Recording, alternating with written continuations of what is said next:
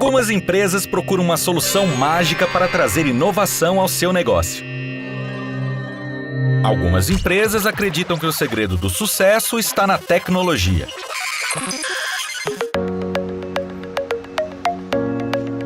Mas as empresas mais competitivas e modernas sabem que o melhor investimento são os jovens talentos. Aprendizes e estagiários trazem a liberdade, a criatividade e a garra de quem está começando a construir uma carreira e quer provar todo o seu potencial. O CIEE possui toda a experiência para auxiliar qualquer empresa a criar um programa de estágio e aprendizagem. Qualquer empresa mesmo. Entre em contato agora com o CIEE e dê um upgrade no seu negócio. CIEE, transformando vidas, construindo o futuro.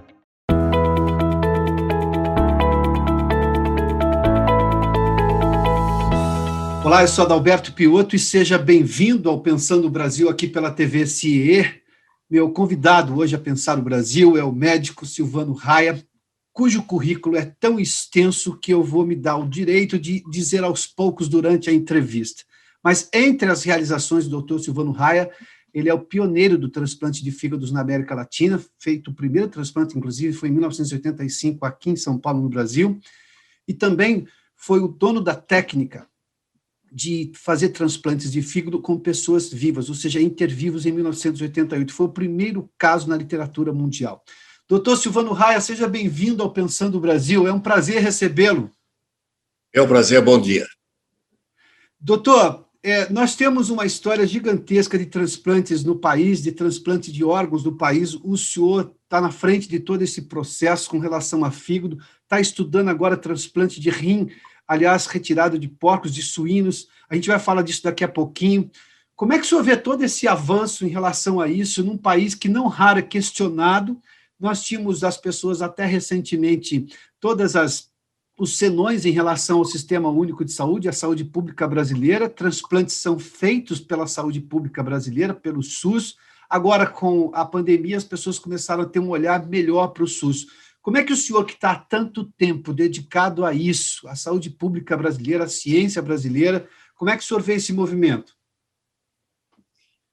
Eu quero dizer a você aqui, de início, que o programa de transplantes de órgãos do SUS é o maior programa público da literatura. Então, eu sou um aficionado pelo SUS e vou demonstrar ao longo da nossa conversa de que forma eu expresso isso. O transplante de órgãos representa uma ansiedade humana milenar, que se caracterizou mais consistentemente ao redor do ano 1200, 1300, quando, aparentemente, um monge teve um sonho que Cosme e Damião, que eram santos, São Cosme e São Damião, substituíram a perna dele por uma perna de um mouro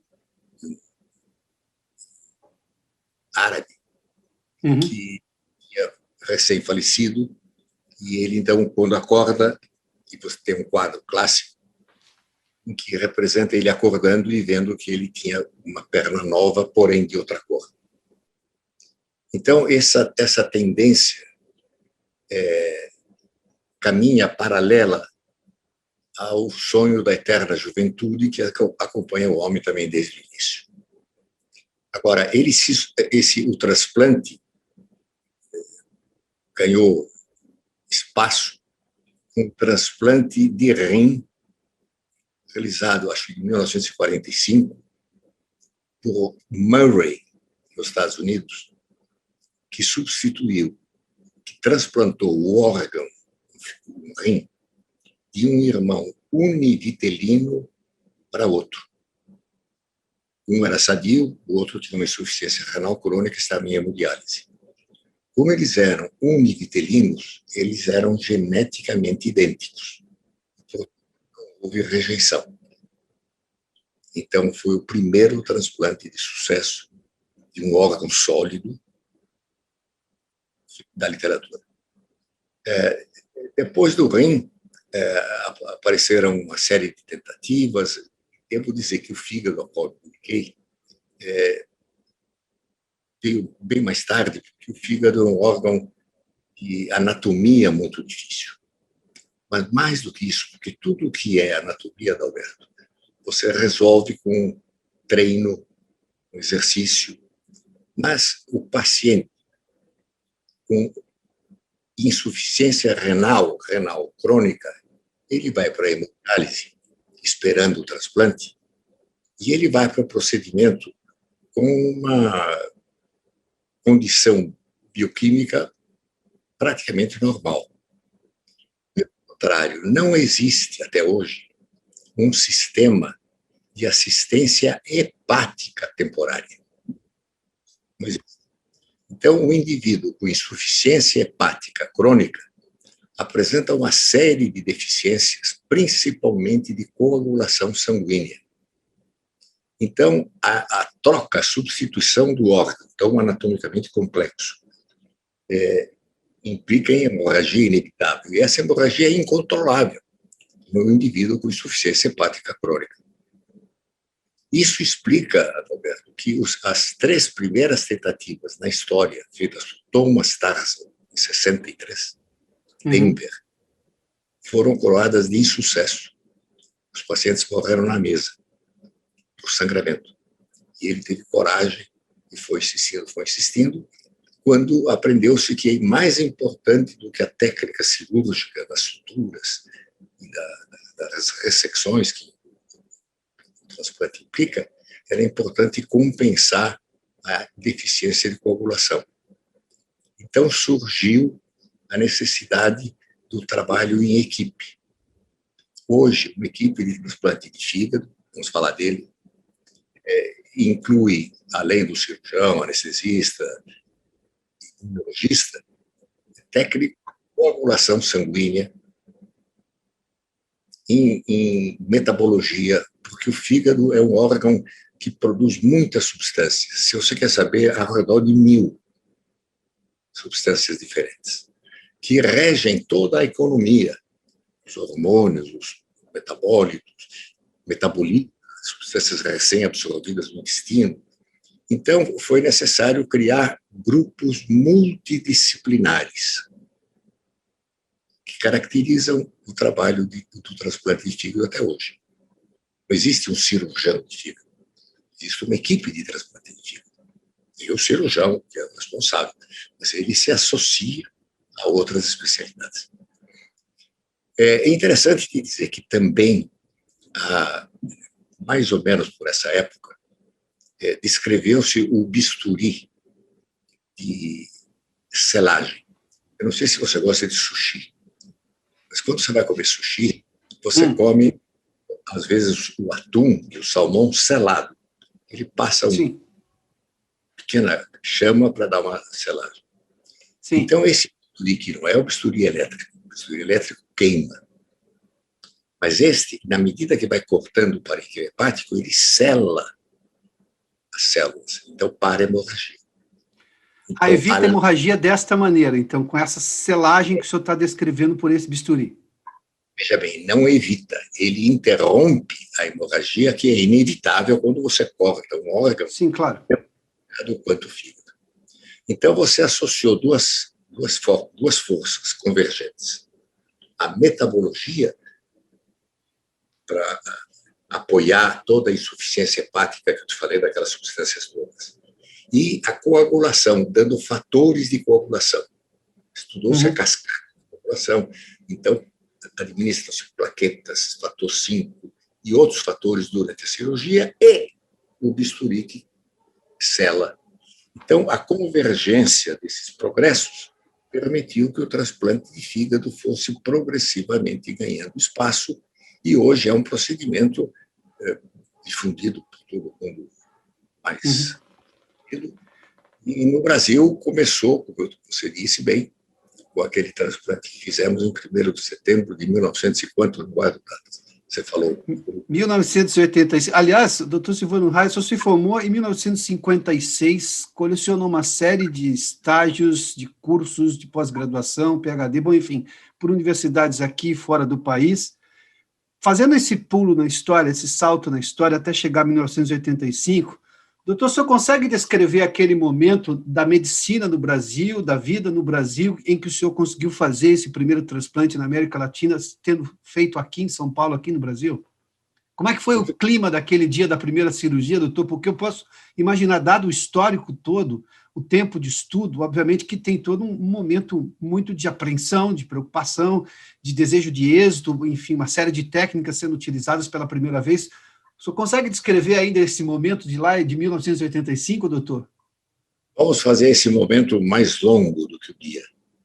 Quando eu saí do Brasil para Londres para fazer meu PhD lá, eu já tinha interesse no fígado, que era o grande desafio cirúrgico da época. Não se operava o fígado. Quando me formei, se você abria um doente e tinha uma metástase no fígado, você fechava e não operava. Porque era dogma. Então, eu fui a Londres. Fiquei 3 anos trabalhando no serviço da professora Sheila Sherlock, que eu diria a você foi a mãe da hepatologia. Ela criou o estudo do fígado. Então, nesses 3 anos, eu aprendi o que eu tinha que aprender, e eu, mais do que a parte técnica, que eu teria podido aprender, quem sabe, nos livros, eu aprendi a trabalhar em equipe. Ela tinha uma unidade chamada Liver Unit, Royal Free Hospital Liver Unit, que era o centro da hepatologia da época, constituída por 15, 20 colegas do mundo inteiro, cada um com sua especialidade, que trabalhavam para desenvolver isso. E eu ia, periodicamente, cada 3, 4 dias, a Cambridge, para trabalhar com Roy Calme, que foi o grande inovador da ciclosporina no transplante de rim. Então, eu passei esses 3 anos estudando transplante e fígado, são 2 coisas diferentes. Quer dizer, diferentes no sentido de área de estudo, né? Sim. Converter para o fígado. E quando eu voltei ao Brasil, Adalberto, eu senti que eu precisava criar um grupo.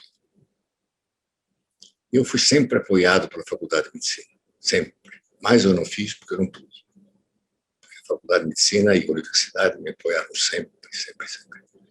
Então, eu consegui recursos oficiais, estatais, para enviar para fora do Brasil uma série de jovens promissores e uma direção. Então, o Jorge Calil, que hoje você ouve a todo momento, é um infectologista, ele foi para Paris trabalhar com o prêmio Nobel, que tinha descoberto o HLA.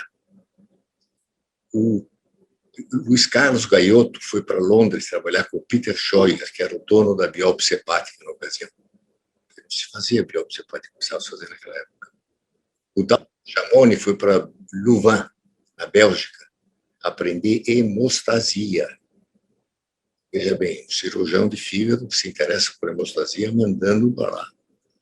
E acho que Sérgio Mies foi para Denver, com os Tarsal, para ver com técnicas de estrutura, etc. Quando eles voltaram, 2 anos depois, quase todos com PhD, e quase todos chegaram a professor titular, nós construímos a unidade de fígado do Hospital das Clínicas. E eu não hesitaria em dizer, porque é reconhecido, que essa unidade codificou, iniciou a cirurgia do fígado no Brasil. Veja bem, a cirurgia do parênquima do fígado implica também a cirurgia do sistema porta, sistema portal, que dá varize de esôfago, a cirrose, etc. Então, nós constituímos um grupo, unidade de fígado do Hospital das Clínicas. Continua até hoje.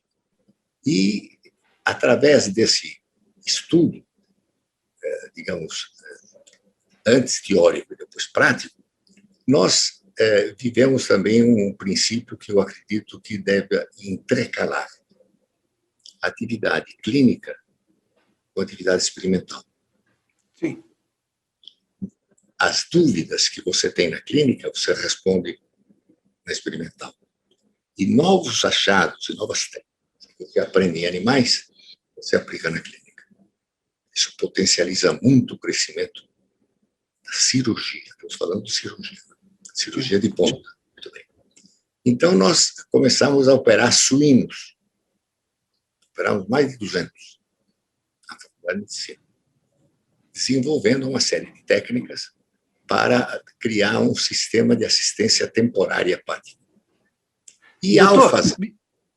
por que especialmente suínos? Eu tenho semelhanças importantes, eu sei porque a gente vai falar disso daqui a pouquinho. O senhor está estudando justamente a utilização de rins suínos para transplante em humanos. E o senhor está fazendo menção ao estudo que já fazia em suínos para justamente desenvolver as técnicas para se chegar lá em 1985 e depois fazer o transplante de fígado no Brasil. Os suínos têm essa semelhança muito grande com o corpo humano? Veja, há uma crença popular que o mamífero mais próximo do homem é o macaco. Sim. De fato é, do ponto de vista cerebral. Mas ele é completamente diferente do ponto de vista de alimentação, de absorção, anatomia, é outra coisa. O animal mais próximo a nós é o suíno. E tem a vantagem, Adalberto, que ele é de fácil manuseio. Sim. Porque ele é criado normalmente para o abate, para uso alimentar. Uhum. Então, sempre se valorizou um animal para esse tipo de experiência. O roedor é para outro grupo de experiência, mas para esse tipo de experiência cirúrgica, e vamos falar daqui a pouco do transplante, o suíno é um animal de escolha. Então, nós já naquela época, devo dizer a você que não estavam sonhando com o xenotransplante. Sim, claro. Uma quimera hoje, imagina naquela ocasião. De qualquer maneira, nós operamos muitos animais. Nessa experimentação, sempre nós retirávamos o fígado para colocar no sistema de perfusão, estudá-lo, enfim. Mas, então, toda a equipe treinou a exaustão, a anatomia do fígado e a sua exérese, a operação de retirada. Quando decidimos fazer o transplante, nós estávamos já familiarizados com a técnica. Então, quando em 1º de setembro apareceu um doador lá no Recife, e nós tínhamos uma receptora jovem de 22 anos aqui, nós fizemos um transplante. Mas, veja bem, nós já tínhamos um background de centenas de hepatectomias já sedimentadas. Entende? Era, de fato, uma aventura no sentido da procura do desconhecido, mas com conhecimentos básicos que nos explicam o sucesso que tivemos. 2 dias depois, ela estava telefonando para os pais em Fortaleza, dizendo que estava bem, etc. Então, isso ocorreu, levou 22 horas. Doutor, e esse dia em especial era especial para o senhor, além do feito científico, do feito enquanto médico, mas também era o seu aniversário, é isso? O dia do primeiro transplante de fígado no Brasil, em 1985? Estava fazendo 55 anos. É 1º de setembro. À madrugada nós começamos, passamos o dia inteiro, fomos até a madrugada do dia seguinte, e foi o maior presente que eu podia ter ganhado. Foi uma grande alegria. O senhor me lembra uma história, aliás, da qual falamos um pouco antes de começar a entrevista, do Dr. Cláudio Lacerda, que foi seu aluno, que desenvolveu, que criou o sistema de transplantes de fígado, a central de transplantes de fígado no Recife. Aliás, ele sempre se refere ao senhor com muito carinho, com muita admiração, diga-se de passagem. Eu conheci muito do senhor pelas descrições que fez o doutor Cláudio Lacerda, e depois a doutora Maiana Zatz também, que é sua colega, inclusive, na pesquisa de xenotransplante, né? E ele fez o transplante lá no Recife, enfrentando todos os problemas e os nãos e senões que ele teve, mas, enfim, conseguiu, num dia de Natal também, era um dia diferente, também um dia especial. O doador não escolhe hora. E quando você tem o doador, você deve aproveitar. E o tempo, então, você tem que fazer. Agora, foi uma grande experiência. Os primeiros resultados foram bons, mas foram melhorando. A equipe fez ao redor de 1000 transplantes. Eu devo ter feito 600, 700, mas a equipe toda fez 1.000 transplantes. Agora, veja bem, o doador falecido que doa os seus órgãos, para fígado, rim, coração, até intestino, né, pâncreas, ele, na grande maioria, é adulto, porque as crianças são protegidas da violência. Não andam de motocicleta, não levam um tiro. Então, eles não têm, graças a Deus, raramente têm cerebral. Então, não existem doadores falecidos pediátricos. É raro, muito raro. E nós, como todo mundo, tinha um problema de atender crianças que nascem com uma doença congênita chamada atresia das vias biliares, que a criança evolui e morre aos 4, 5 anos de idade porque não tem tubo que drena a bile. E não havia doador, porque você não pode pegar um doador adulto, um fígado adulto, que não cabe na criança. Então, nós tivemos a ideia de retirar um pedaço do fígado e de um doador vivo. Sim. E transplantá-lo para uma criança. E foi o primeiro caso na literatura. Devo dizer a você 1988, o primeiro caso de transplantes de fígado intervivos do mundo, aliás, que tem, não bastasse só a técnica de se fazer transplante de fígado, dada toda essa complexidade que o senhor menciona, tem um aspecto cultural que a possibilidade de transplante de órgãos começou a ser também feita no Oriente Médio, que por questões religiosas não permite o transplante de pessoas com órgãos de pessoas falecidas. Ou seja, eu incluí milhões de pessoas na possibilidade de serem transplantadas com essa técnica do transplante intervivos. É isso, doutor? Sim, vou lhe dizer já, mas eu quero dizer que quando nós publicamos no Lancet, a técnica nova, inédita, houve uma reação muito grande por parte das associações médicas, dizendo que nós estávamos infringindo o primeiro princípio ético de Hipócrates. Primum non nocere. Antes de mais nada, não fazer o mal. É fato. Para a doadora sadia, se não for sadia, não pode ser doadora. Preste atenção, sadia, rígida. Você abrir o abdômen e tirar um pedaço de fígado, não é para o bem dela.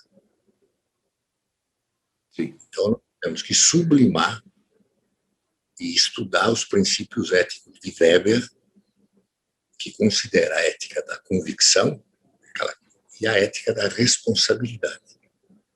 A ética da responsabilidade, Adalberto, julga os atos pelos efeitos que produzem. Então, para o nosso caso,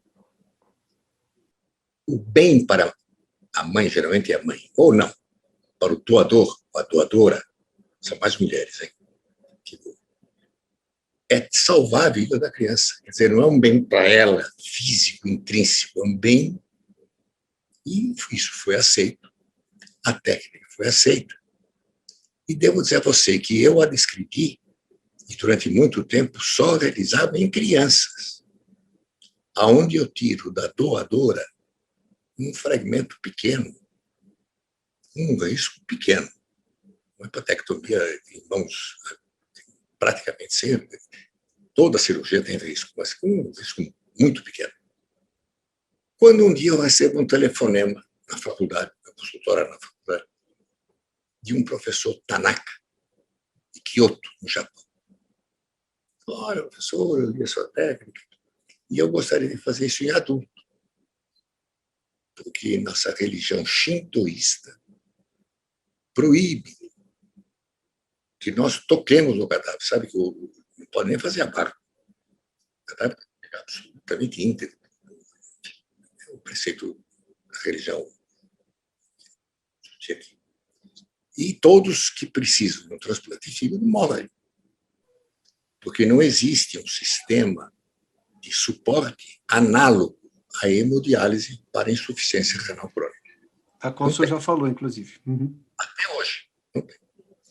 Então, eu gostaria de saber, eu falei, olha, tecnicamente é possível, eu faria assim, assim, assado, mas eu não acho que eticamente existe espaço para você submeter o doador a um risco de uma hepatectomia direita, que leva 60% do parênquima do doador.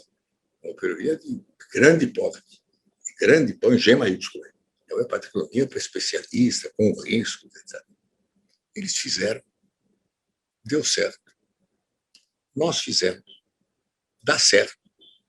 E eu não sei se você sabe que existe estrutura americana, sempre americana, que coleta todos os transplantes realizados no mundo, de todos os tipos. E do transplante de fígado interviews até o fim do ano passado, tinham sido realizados 60 mil operações. Portanto, se você considerar que a grande maioria é no Oriente Médio, são 60 mil vidas salvas, porque, de outra forma, elas não seriam transplantadas. Não, seguramente. Agora, veja bem, isso me leva ao passo seguinte. O que estimulou tudo isso para fazer o transplante de fígado intervivos foi a falta de doadores pediátricos, que evoluiu para estudo que eu lhe contei. No momento, se vive no mundo inteiro uma falta de doadores de todos os órgãos, para adulto, para criança, para tudo, que cria as listas de espera. São universais. Todo mundo tem lista de espera. Agora, muitos casos evoluem para óbito na lista de espera antes de ser transplantados. Porque existe uma coisa que, inclusive no Brasil, principalmente no Brasil, a lista única é uma das coisas mais absolutamente corretas que eu conheço nesse país. Não tem furo. Mesmo porque ela está na televisão, é acessível, não na televisão, na mídia, na informática, e os candidatos acompanham, são eles os fiscais. Então não tem bypass, não tem fura-fila. Isso, fique creio, não existe.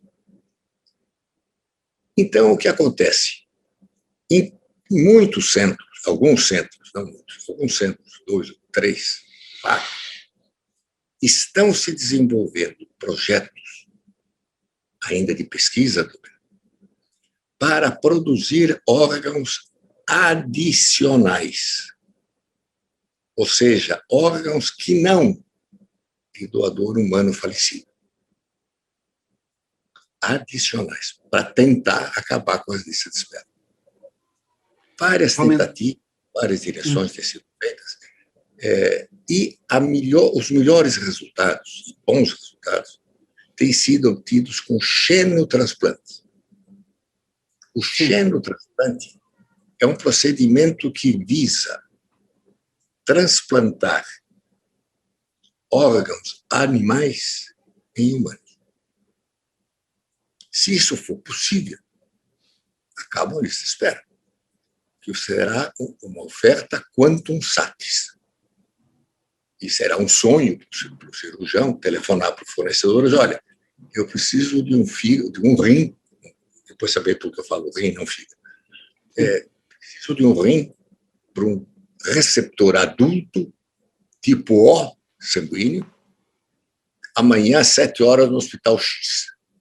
Vai dormir sossegado, levanta às 5h30, toma um chuveiro, faz a ginástica, vai lá, opera e está lá ouvindo. Ao passo que hoje você está, tem um doador, aquela correria, vai buscar. Tá? Claro, claro. Doutor, em que ponto nós estamos hoje? O senhor que está liderando essa pesquisa, aliás, da qual faz parte, inclusive, o doutor Calil também, a doutora Moiana Zatz, dessa pesquisa, né? Nesse grupo que pesquisa o xenotransplante aqui no país. Em que ponto nós estamos? Antes de lhe responder isso, eu quero dizer que o xenotransplante também é um trabalho em equipe. Porque, devido ao progresso da medicina, tornou-se possível uma coisa que eu nunca imaginei, que eu, cirurgião, fosse trabalhar ao lado de uma geneticista. Veja você. Hoje é natural, mas 50 anos atrás já não era uma loucura. Cumprimentar em congresso.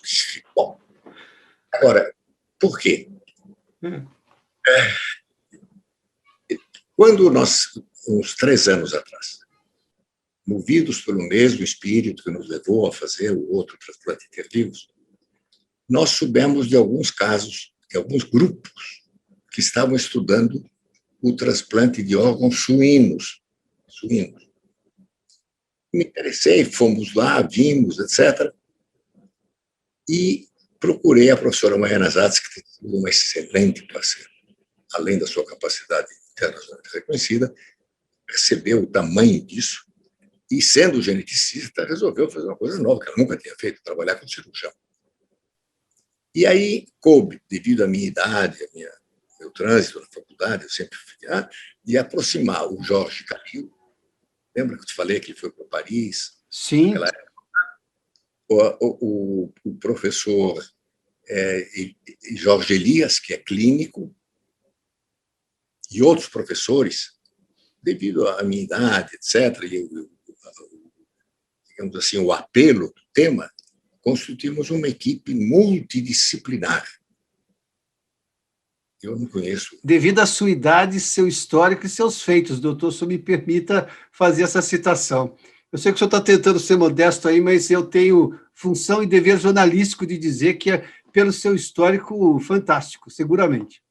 Eu não sou modesto, mas acontece que é uma vida universitária inteira, fez sentido. E temos desenvolvido, e veja bem, conseguiu-se terminar a fase genética que foi realizada no laboratório Genoma da professora Mariana Zatz, na USP, na Cidade Universitária. O que é isso? O transplante de animais sempre foi sonhado, é um banco, né, infindável de órgãos, mas existe uma barreira imunológica, porque nós evoluímos, nossa espécie de mamífero, diferente da dele, e adquirimos uma série, e produzimos uma série de substâncias, nesse caso açúcares, que são imunogênicos do homem e despertam o que se chama reação hiperaguda. Se você pegar um rim suíno silvestre, nós chamamos silvestre, esse debater suíno, silvestre, e você transplantar no ser humano, em minutos, ele necrosa, porque ele é identificado pelo sistema imunológico do receptor como estranho, e ele é destruído. Então, o trabalho do xenotransplante ao invés de evitar essa reação no receptor, ir lá na fonte, no doador, e modificá-lo geneticamente, fazendo com que ele se assemelhe ao ser humano no sentido de produção de açúcares. Veja bem, estamos falando do rim, nada de filosófico. É uma transformação genética que se baseia em alguns processos. Um chamado knockout. Você consegue inativar alguns genes. Você pode fazer o knock-in. Você acrescenta genes. Olha que beleza. Acrescenta genes aos filhos. E identifica, vou te falar daqui a um minuto, os loci, aonde alguns vírus suínos se alojam. Quando até uns 3 ou 4 anos atrás se falava em xenotransplante suíno, antes da pandemia atual, justamente se levantava uma barreira pétrea. O risco de nós produzirmos uma transmissão interespécies de algum vírus que vive normalmente nos suínos, mas que nunca veio para o homem. Sim. Que aparentemente é o que aconteceu agora, quando alguém comeu lá uma sopa de morcego E um vírus de morcego, é o que se diz, foi lá e passou para o homem e deu no que está dando. Então, havia uma barreira. Caminhava-se muito em relação aos açúcares, os noquins, etc. Tinha os vírus. Quando um autor chamado Church, da Harvard, há uns 3 ou 4 anos, publicou um trabalho histórico em que ele conseguiu nocaute, isolar, impedir, destruir os loci, são os ninhos aonde os vírus ficam no suíno. Então, ele conseguiu a primeira geração de pigs virus-free, livre de vírus. Então, abriu-se o horizonte para o xenotransplante. Havia uma lei, uma convenção de Changsha, na China, na qual, antes disso, tinha se dito que não se podia fazer xenotransplante devido ao risco dessa transmissão. E devo te dizer, apenas para a cultura geral, que você diz, bom, mas o receptor não tem chance, vai morrer mesmo.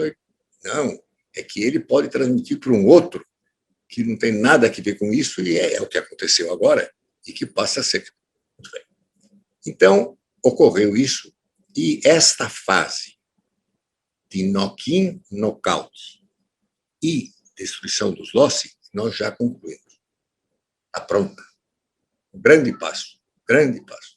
Acho que deve ter visto, tem um na China, um na Alemanha, um nos Estados Unidos, muito fronteira. E agora, Adalberto, nós estamos precisando, estamos tomando providências para isso, a construir uma Pig Facility. O que é a Pig Facility? É um biotério, um chiqueiro, mas não se usa esse termo mais. É um biotério para a criação de suínos que obedeça normas de biossegurança muito rigorosas, porque você vai usar os órgãos no transplante humano. Então, para essa finalidade exclusiva, né? Os porcos criados para essa finalidade exclusiva, com todas as normas que garantam uma excepcionalidade de segurança. Isso já existe para roedor, mas não para suíno. No Brasil, nenhum.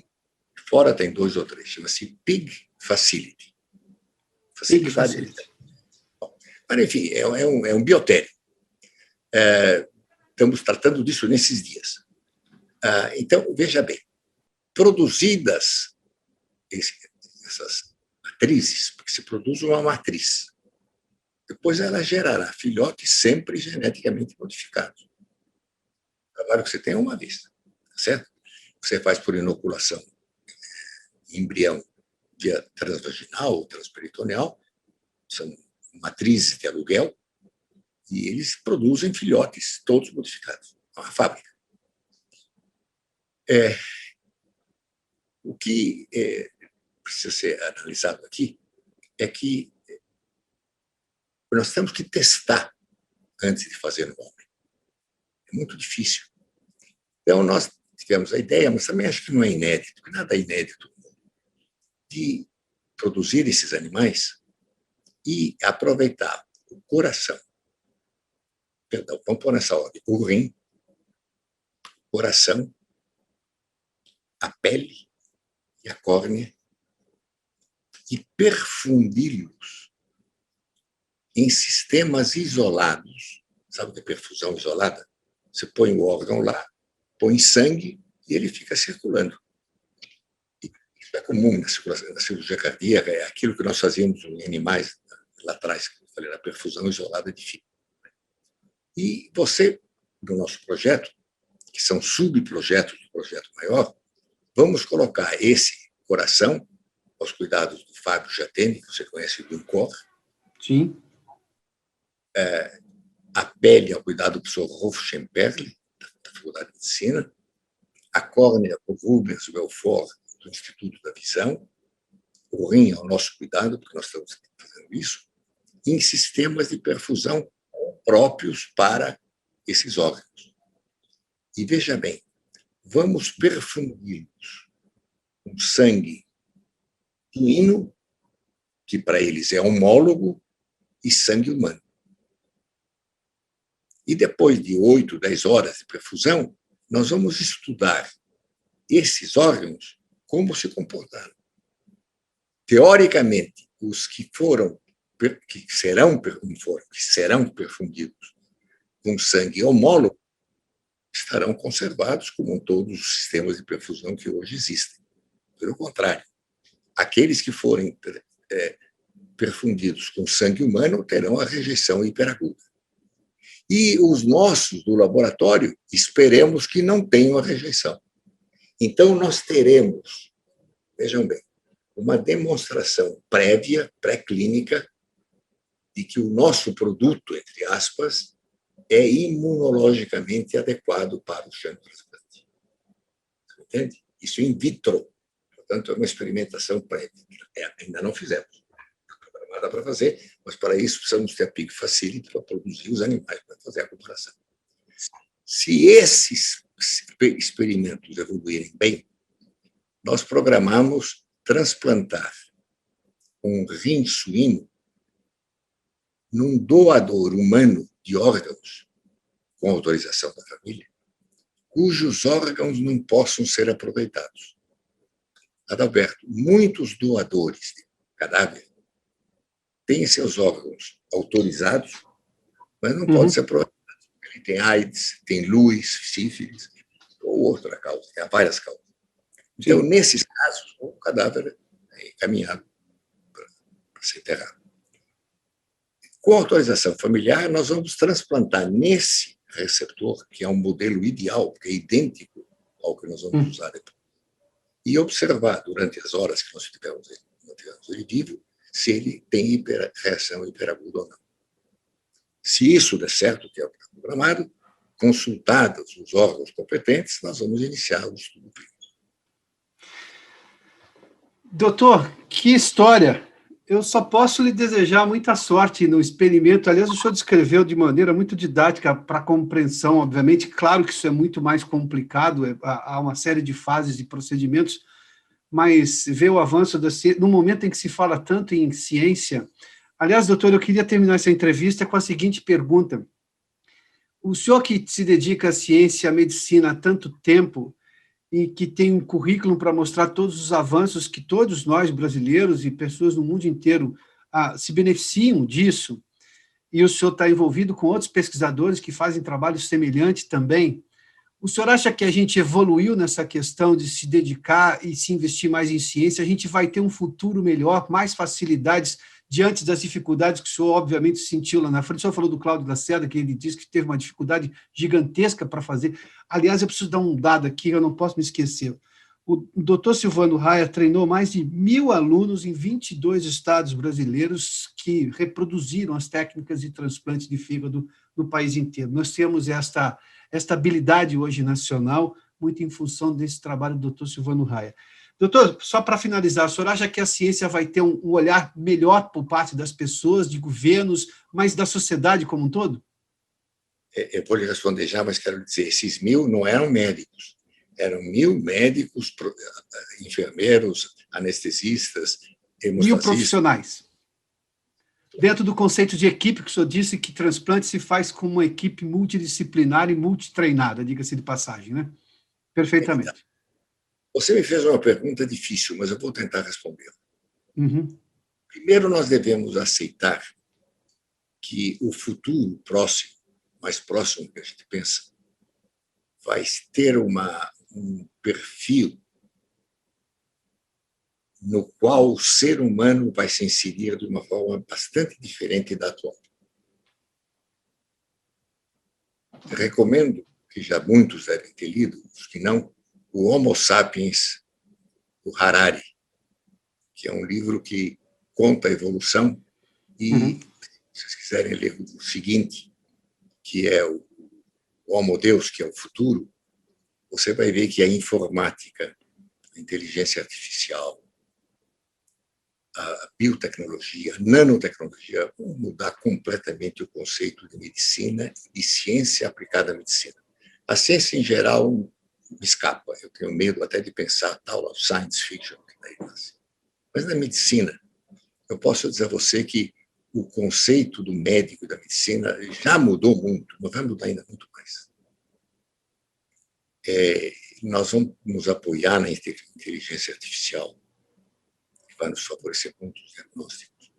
Vai diminuir muito, infelizmente, o contato emocional médico-paciente, que eu acredito muito, vai ser mais raro. E seguramente nós vamos viver mais. Já estamos vivendo muito mais. Estou eu aqui com 90 anos falando e trabalhando. Sim, isso é um privilégio para nós todos. Pois e devo te dizer que há uma tendência ao aumento devido a uma série de razões que eu não acabei de dizer. Uhum. Então, o que acontece? Sem dúvida, eu estou pensando para dar uma resposta como eu sinto, vai se viver melhor do ponto de vista tecnológico e de conforto. Eu, sinceramente, não sei se nós vamos viver mais confortavelmente com nós mesmos e em relação aos que estão próximos a nós. Porque se você observar uma lente de largo espectro, o que está acontecendo nesses meses agora de pandemia, estamos ainda numa espécie muito atrasada do ponto de vista de respeito humano. Não quero entrar em detalhes, porque escapar a nossa entrevista sobre transplante de fígado. Mas eu acredito que o futuro é bastante indefinido ainda. Será melhor do ponto de vista tecnológico, insisto. Nós saberemos, estamos aqui nós falando à distância e você depois projetando, isso tudo vai se multiplicar. Vamos Marte, vamos a Netuno, isso eu não tenho dúvidas que mais cedo ou mais tarde vão lá, mais cedo do que mais cedo. Agora, do ponto de vista de felicidade, não, de conforto interior, frente a nós mesmos e aos que nos cercam, eu sinceramente tenho dúvidas se vamos progredir ou não. Caberá a nós. Acho que essa é a notícia melhor, caberá a nós, embora isso implique uma série de dificuldades também, como as que o senhor já citou aí. Doutor Silvano Raia, muito obrigado pela gentileza da entrevista, um prazer recebê-lo aqui no Pensando Brasil, viu? Muito obrigado a você e a todos que nos ouvem. Muito obrigado, doutor. Até uma próxima.